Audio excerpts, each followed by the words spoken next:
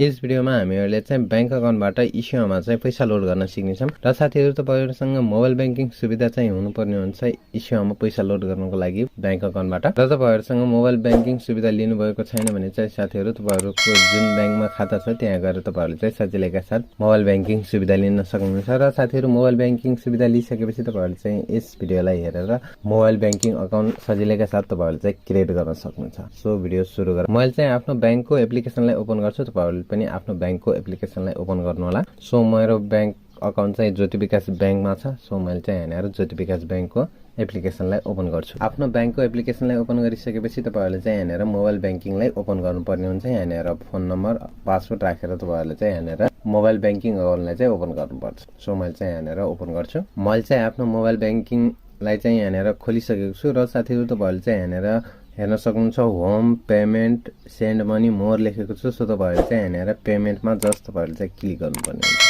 र चाहिँ साथीहरु तपाईहरुको मोबाइल बैंकिङमा पनि यस्तो अप्सनहरु आएको हुन सक्छ। तपाईहरुले पनि यहाँनिर पेमेन्टमा जस्ट तपाईहरुले चाहिँ क्लिक गर्नुपर्ने हुन्छ।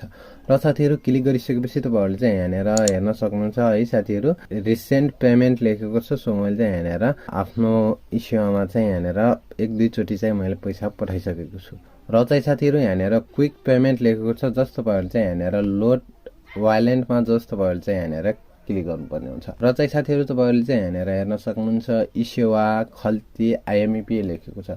सो तपाईहरुले चाहिँ यहाँनिर इसेवालाई जस्ट चुज गर्नुपर्ने हुन्छ। र चाहिँ साथीहरु तपाईहरुले चाहिँ यहाँनिर अमाउन्ट लेख्नुपर्ने हुन्छ है साथीहरु। मैले चाहिँ यहाँनिर अमाउन्ट लेख्छु। सो मैले चाहिँ यहाँनिर 500 लोड गर्न चाहे। र चाहिँ साथीहरु यहाँनिर प्रोसेस लेखेको छ। सो तपाईहरुले चाहिँ यहाँनिर जुन पनि चुज गर्दा हुन्छ। मैले चाहिँ यहाँनिर एउटालाई चुज गरिदिन्छु। र साथीहरु तपाईहरुले चाहिँ यहाँनिर इसेवा नम्बर राख्नुस् भनेको छ। सो मैले चाहिँ यहाँनिर इसेवा नम्बर राख्न गइरहेको छु। जुन तपाईहरुले चाहिँ इसेवाको अकाउन्टमा राख्नु भएको छ त्यो अकाउन्ट नम्बर चाहिँ यहाँनिर राख्नुपर्ने हुन्छ है साथीहरु। सो मैले चाहिँ यहाँनिर राख्छु। तपाईहरुले पनि आफ्नो अकाउन्ट नम्बरलाई चाहिँ यहाँनिर राख्नु होला इसेवा अकाउन्टलाई। र मैले चाहिँ यसबाट लोड गर्नुभन्दा पहिले तपाईहरुलाई चाहिँ यहाँनिर इसेवामा देखाइदिन्छु मेरो इसेवामा चाहिँ कति पैसा छ भनेर। सो मेरो इसेवा अकाउन्टमा चाहिँ 26 रुपैयाँ 29 पैसा छ भने चाहिँ साथीहरु अब हामीले चाहिँ यहाँनिर बैंक अकाउन्टबाट ट्रान्सफर गर्छौं। सो तपाईहरुले चाहिँ यहाँनिर अमाउन्ट राख्नुभयो र तपाईहरुले चाहिँ यहाँनिर इसेवा आइडी राखिसकेपछि तपाईहरुले चाहिँ यहाँनिर प्रोसिडमा जस्ट तपाईहरुले चाहिँ यहाँनिर क्लिक गर्नुपर्ने हुन्छ। प्रोसिडमा क्लिक गरिसकेपछि तपाईहरुको यहाँनिर सबै डिटेल्सहरु देखाउँछ। सो तपाईहरुले चाहिँ यहाँनिर डिटेल्सहरु हेरेर